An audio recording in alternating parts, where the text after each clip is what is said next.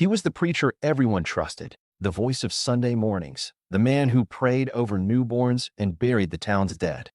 But behind the collar and carefully folded hands was a secret he'd kill to keep. In one night, 3 people were silenced: his cousin, his ex-wife, and his own mother. Not out of rage, not out of passion, but to erase a past that could ruin him. And what was that past? Who was the man behind the pulpit when no one was watching? This is True Crimes Altar, where we lay bare the stories too disturbing to stay buried. If you believe that the truth, however grotesque, deserves a voice, and if you understand that evil often hides in the most sacred places, subscribe and share this story. Stay with us, because the truth behind Pastor Maurice Ellison will leave you breathless, and what he did when the walls closed in is something no prayer could cover. He was the kind of preacher folks leaned on, a voice like thunder in the pulpit, a man who wore the mantle of leadership after his father's death like it was stitched into his skin. But what no one in Briar Glen knew was that he had spent years building a life that wasn't entirely real. And the people who saw too much, his ex-wife, his cousin, his own mother, one by one, they ended up dead. This wasn't about robbery. This wasn't some random act. It was precise, controlled. All of it carried out in a single night. What was he hiding that badly, that he'd wipe out his whole past to keep it buried? Maurice was the kind of leader who made you feel seen. He remembered names, shook hands like he meant it, quoted scripture from memory, and his suits were always pressed so sharp they seemed to shine beneath the church lights. He took the reins of New Bethel Baptist not long after his father passed, and some even said he carried more fire than the man before him. "He's a shepherd who stared down wolves," one elder said with pride, "and he doesn't flinch." Under Morris's guidance, the church didn't just grow, it flourished. Tithes doubled. Outreach expanded. The revival he hosted every summer pulled in pastors from 3 counties over. On Sundays, his voice filled the sanctuary like prophecy. And through the week, he mentored young men, counseled couples, and made house visits to the elderly. To most, he was Briar Glen's moral compass, a steady son of faith with his father's flame and his mother's grace.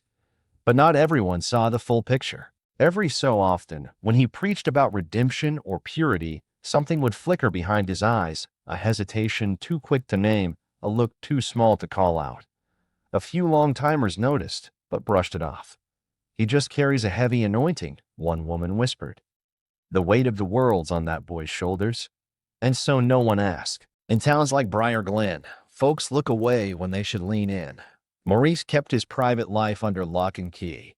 He spoke only of his father's passing and the dark stretch that followed. He never mentioned the divorce, never brought up his ex-wife. While other pastors sat with their families in the front pew, Maurice sat alone. But nobody pressed. A man of God, after all, deserved his space. But on a warm Thursday evening, with the sun just dipping behind the chapel's roofline, that illusion began to crack. Maurice stood in the side garden after Bible study, nodding to members as they trickled out, chatting about youth night and choir rehearsal. He gave his usual smile, blessed a few heads. But then he saw him, walking up the sidewalk in beat-up jeans and a worn-out shirt, Byron, his cousin. He hadn't seen him in over a year. Folks said Byron had just gotten out of lockup after a short stint. No call, no warning. And yet, here he was, walking straight toward the church, straight toward Maurice. Their eyes locked. No hug, no smile, just a silence that sat heavy between them. 2 men with too much unsaid. Maurice's grin dropped for the first time that day. And right then, something inside him stirred. Something no sermon could bury. They sat in silence in the fellowship hall, side by side beneath the old ceiling fan. The sun had nearly dipped below the windows, leaving long, slanted shadows across the tiled floor. Maurice studied Byron's face. Older, leaner. The kind of tired prison puts in a man's eyes. "You look different," Maurice finally said. "I am," Byron answered, plain and even. Maurice tried to bridge the distance, offered water, asked how the transition had been. But Byron wasn't there to reconnect. His words were short, and the space between them stayed thick. Once, they'd been more than cousins. They'd been like brothers, inseparable during the rough years after Morris's father passed. But what started as closeness had shifted, blurred into something deeper. A secret. A love no one could ever know. When Byron left town after his conviction, that part of Morris's life had gone silent. Until now. "I'm glad you came back," Morris said, voice low. "Maybe we can talk. Start fresh." Byron turned toward him, gaze steady. "That's not why I came." Maurice stiffened. "Then why?" Byron didn't blink. "I met someone in prison. Not like that. A chaplain. He helped me get honest, with God, with myself." Morris's eyes narrowed. "What does that mean?" "I told him everything," Byron said. "About us. About the choices we made. I couldn't carry it anymore." Maurice's voice dropped to a warning. "You told the chaplain." "I did. And not just him." Maurice sat upright. "What are you saying?" "I wrote tennis," Byron said. "She had a right to know." Maurice's fists clenched, jaw tightening. "You did what?" "I told her what I told the chaplain. No spin, just truth. She deserved that." Maurice's composure cracked, disbelief spreading across his face. "You had no right." "I had every right," Byron said, his voice clear. "I'm not hiding anymore. I'm not afraid of what people think. I made peace with it. You should too." Maurice stepped forward, tone lowered but sharp. "You don't know what you've done." Byron rose. "I'm not here to fight. I just thought you should hear it from me before it spreads. You're trying to ruin me." "No," Byron said softly. "I'm trying to free myself. What you do with it, that's on you." Then Byron turned, walking out the back door, leaving Maurice in the stillness of a sanctuary that suddenly felt far too big. And when confession is met with pride instead of repentance, a soul splits in two, half clinging to image, half gripped by fear. It is in that fracture that destruction begins. The envelope came without a return address. Tennis almost tossed it with the rest of the day's mail until she saw the handwriting. Familiar. Hesitant. She opened it at the kitchen counter. Byron. She hadn't heard his name in years, not since her marriage to Maurice unraveled and the quiet became too loud to ignore. As she read, something inside her shifted. This wasn't gossip. It was grief on paper. Byron's words held confession, redemption, regret, and truth. Deep, buried truth. His relationship with Maurice. How long it had lasted. How deeply it had shaped them. How silence had protected them both until it didn't. He wrote not for pity, but for peace. He told the chaplain. Now he had told her. The letter ended with a quiet plea. Do what you feel is right. Tennis sat with that letter for hours. Read it again and again. Her stomach knotted. Her hands trembled. She thought back to Maurice's sudden tempers, his walls of silence, the things she could never name but always felt. This letter didn't break her heart. It confirmed it. She didn't go to New Bethel anymore. Hadn't in years. But one name came to mind. Vera, Maurice's mother. Vera had always treated her with grace, even after the divorce. They still spoke sometimes. Caught up at the store. Exchanged messages now and then. Vera loved her son, but Tennis also knew she loved the church even more. So she made the call. The next day, she visited Vera at her house. No dramatics. No assumptions. She simply handed her the letter and let her read.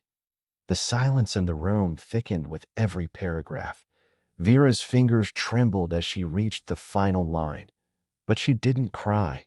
She didn't question. When she looked up, her voice was steady. She thanked Tennis and said the one thing Tennis feared and expected. Maurice needed to step down.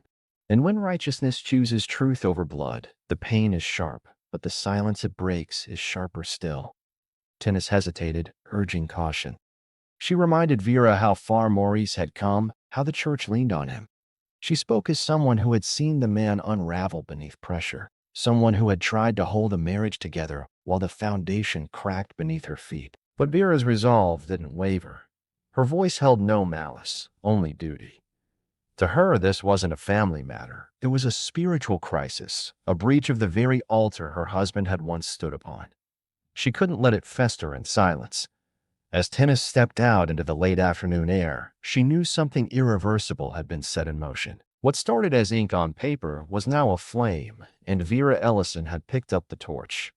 Vera waited until the house was still. No visitors, no distractions. She had called Maurice earlier that morning, her voice calm but unusually firm, asking him to stop by alone. He arrived in the afternoon, looking sharp as ever, Bible in hand, suit crisp. He smiled as he entered, but she didn't return it. She simply stepped aside and let him in. If you're enjoying this video, kindly do us a favor and subscribe to our channel. Share and like this video. It's free and won't cost anything, but it helps and encourages us to grow and do more. Thank you for your kindness, and back to the video. They sat at the dining room table where Sunday dinners used to echo with laughter. Now the space between them felt colder than ever. She laid the folded letter on the table, didn't push it toward him, didn't gesture. She just started speaking. Tennis had come by. She brought something. A letter from Byron. Morris's face barely moved, but his eyes flinched. Vera saw it. She always saw it. She explained what the letter contained, the things that disturbed her. She asked him plainly, was it true? He chuckled at first, light, dismissive, said Byron had always been troubled, probably trying to stir something up, but Vera didn't let up. She asked again, was it true? His shoulders stiffened. He said it was slander, lies meant to destroy everything he'd built. But Vera didn't blink. This wasn't just about what had happened in the dark. It was about the lives he touched from that pulpit, about the legacy his father left behind. She said she'd prayed, she'd wrestled, and she'd made her decision. The elders had to know, not to shame him, but because silence in this case was betrayal. Maurice leaned back, stunned. His mother, his own mother, was choosing the church over him. He tried again to spin it, accused Tennis of conspiring. But Vera's voice didn't rise. She simply said, the truth don't shift just because we don't like where it points. If even a portion of the letter was real, he had no right standing on that altar. Outside the walls of that house, the world had already started shifting. That same week, whispers spread through the church. Reuben Cross, one of the board members, had quietly stepped down.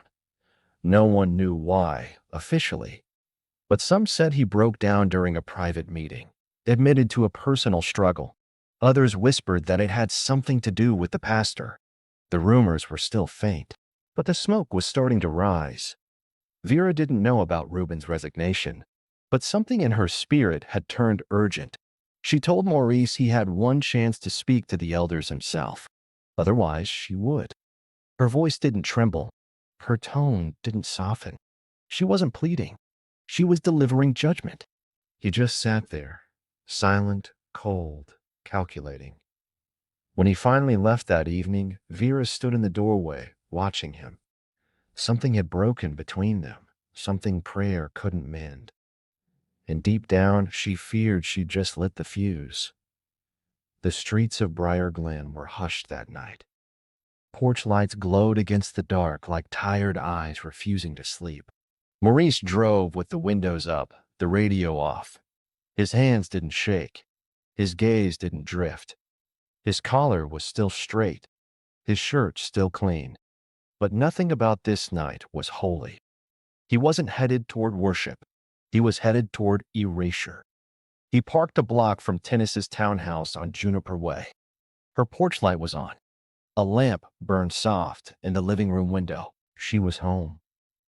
He moved quietly, steps light but sure. The gun was already in his coat pocket, loaded earlier that afternoon, handled like it wasn't the first time. When she opened the door, her eyes widened. Surprise. Confusion. No time for words. He raised the weapon, aimed, and fired once. She dropped instantly. The silence afterward was suffocating. No shouts. No plea. Just the dull sound of her body falling to the floor and the soft tick of a wall clock nearby. He stood over her for a breath, looked down at the woman who once bore his name, then turned, stepped into the night, and walked calmly back to his car. A neighbor 2 doors down stirred from sleep, startled by the sound, unsettled by the stillness. He got up, peered through the blinds, and saw a lone figure disappearing into the dark. 5 minutes later, he called 911. But Maurice was already gone. His second stop took him across town to Eastview Terrace, a crumbling complex where Byron had been staying since his release. It was darker there. Fewer streetlights, more silence. He parked directly in front. The lights were out, but he knew Byron was inside. He knocked once, loud enough to be heard, soft enough to keep the street quiet. A few seconds passed. The door cracked open. Byron didn't even speak. The gun was already raised. Another single shot. Another life taken without resistance. No yelling, no warning. Just that same chilling calm. In that moment, Byron wasn't kin. He was a threat, and threats had to be neutralized. This time, a neighbor heard the noise, but assumed it was a car backfiring. No one called. No one moved. Maurice didn't wait. He got back in the car and turned toward his final stop, Vera's house. He knew the drive by heart, but never like this. When he pulled up outside, something tight gripped his chest for just a moment. Her porch light glowed, same as always. He knocked lightly. She opened the door in her robe, concern drawn across her face, but not surprise. She stepped aside. He entered. The house smelled of linen spray and mint tea. Gospel music hummed low from the kitchen radio. They didn't speak. He stood behind her too long, then moved.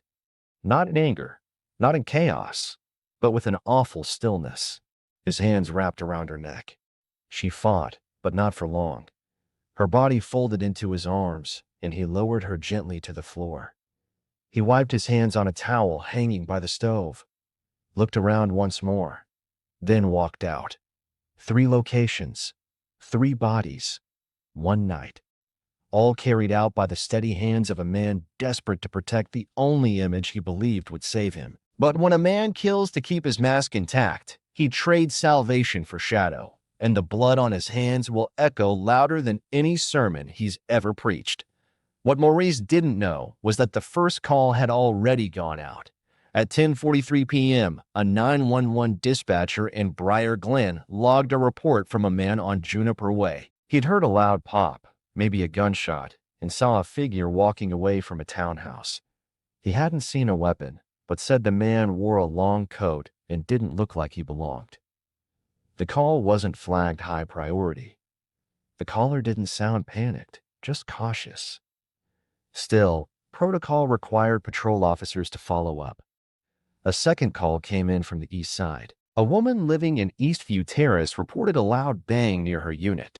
She hadn't seen anything, but said the noise sent her dog into a fit, and she'd noticed a car idling outside just before it happened. She couldn't have known it was connected to the first call, but the dispatcher, noticing the time and description, marked it. By the time officers arrived at Tennis Ward's home just before midnight, they found the door slightly ajar. Inside, her body lay still on the floor. No forced entry, no signs of struggle, no valuables taken, just a single fatal shot.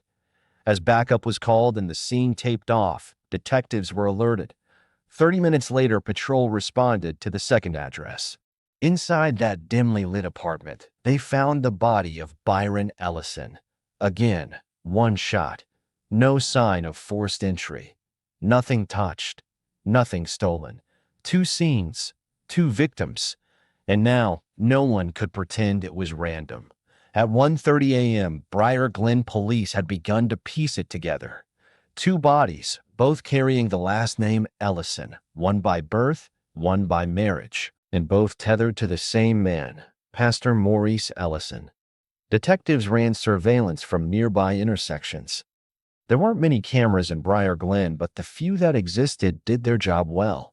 A silver sedan was captured twice. Once near Juniper Way. Again, less than an hour later, near Eastview Terrace. Same vehicle, same plates, registered to the church. The timing wasn't coincidence, it was coordination. Just after 3 a.m., a BOLA was issued to surrounding counties. At 4:12 a.m., a highway patrol officer stationed along Riverstone Route spotted the sedan. It wasn't speeding. It wasn't swerving. Just driving, steadily, just under the limit.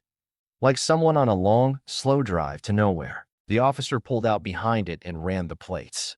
The moment they matched, lights went on. Maurice didn't run.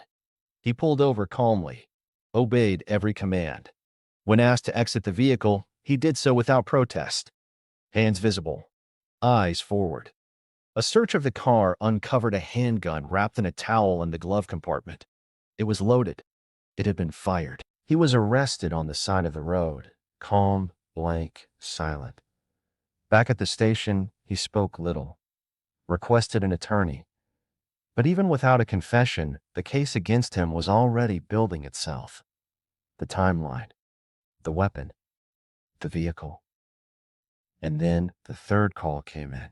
This time from a neighbor who lived behind Vera Ellison's house. She noticed the back door wide open.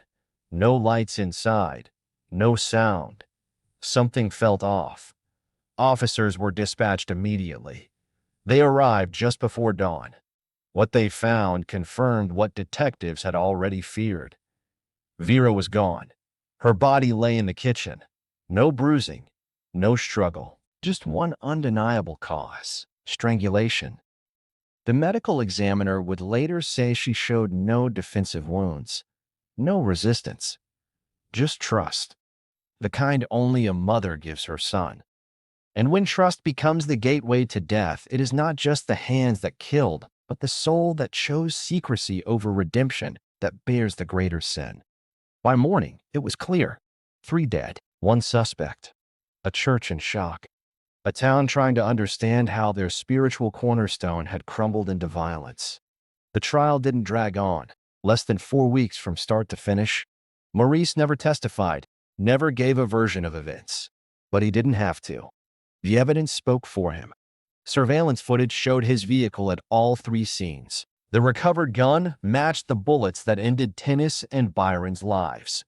His DNA was on the towel wrapped around the weapon. And forensic reports confirmed Vera's cause of death, a close contact homicide. Nothing in the home had been taken. Her body showed no fight, only familiarity. But it wasn't just the science. The letter Byron had written to Tennis was entered into evidence. So was the testimony from the prison chaplain who'd counseled him. And then came Reuben Cross, the former board member, whose quiet resignation had once been just a whisper in the church halls. On the stand, he broke his silence. He'd seen signs, heard things, felt the weight of secrets buried under the sanctuary. His testimony tied the narrative together, not just what Maurice had done, but why. Not out of rage, but fear. Not out of impulse, but strategy. Every piece pointed to a man who eliminated anyone who might uncover what he had spent years hiding. In court, the room was packed with faces that once admired him. Parishioners, elders, neighbors, all watching, some weeping, as the image they held was dismantled piece by piece. Maurice never looked back, never shed a tear, never asked for mercy. He sat with his hands folded, eyes fixed forward. When the verdict came, guilty on all counts, he didn't flinch. The judge didn't hesitate. 3 consecutive life sentences. No possibility of parole. Shackled and escorted from the courtroom, Maurice moved like a statue, expressionless. Once the voice of Briar Glen's Sunday mornings, he was now just another inmate swallowed by the prison system. And so it is with men who build temples on lies. They will one day find themselves buried beneath the weight of their own illusion.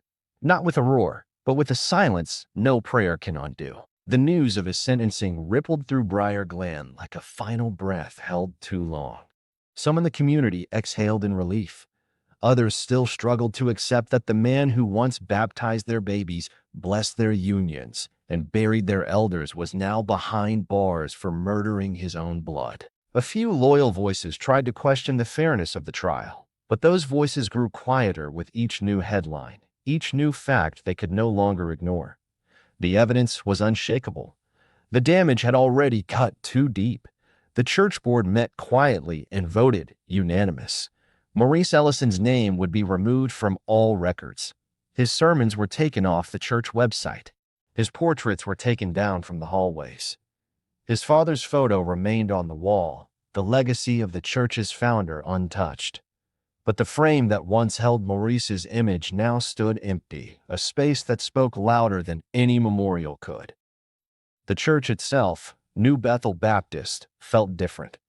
Not just smaller in number, but heavier in spirit. Attendance dropped. Outreach programs paused. Families left, some never returned. Those who stayed did so out of habit, not healing. No one sat in the front row anymore. A younger assistant pastor filled the pulpit on Sundays. He preached faithfully, but the shadow Maurice left behind was hard to cast out. Byron was laid to rest quietly by family members who lived out of town. Timothy's sister came down to handle her belongings and organize a memorial for friends who still loved her deeply. But it was Vera's funeral that drew the largest crowd. Former church members, longtime neighbors, and townsfolk who remembered her not just as a pastor's wife or a grieving mother, but as a woman who tried to do what was right, even when it cost her everything. Many wept openly, not just for her death, but for the way her son became the very darkness she tried to confront. Because the truth doesn't just end lives. It unearths everything we pretend is buried, and it sets fire to what we protect in silence. In the end, Maurice didn't just lose his freedom. He burned down a legacy. The name that once stood for faith, discipline, and revival in Briar Glen had come to mean betrayal, silence, and the cost of hiding your truth in the shadows. And now, that name would echo not in hymns or sermons, but in court records and grief. He will spend the rest of his days in a cell. And the people he silenced, those who loved him, those who knew the truth, those who dared to speak, will never have their voices again. But you still have yours. If you're ever in a place where your past feels unbearable, where your secrets threaten to consume you, please don't choose violence. Don't choose silence. There is help. There is grace. There are people, counselors, pastors, elders, friends, who will walk with you through that pain without judgment. And if you're carrying something you believe could hurt others, go to the proper authorities. Tell the truth. Seek healing. Choosing love and responsibility may not be easy, but it will never cost as much as sin left unchecked. What are your thoughts on this story? Should Vera have confronted Maurice the way she did? Should Byron have written that letter? We want to hear from you. Comment below and let us know what you think. And don't forget, subscribe to True Crimes Alter for more stories like this one. Tap the bell so you don't miss the next case. And tell us in the comments, where are you watching from? We read every message. Until next time, stay safe, stay kind, and don't turn away from the truth, no matter how heavy it feels.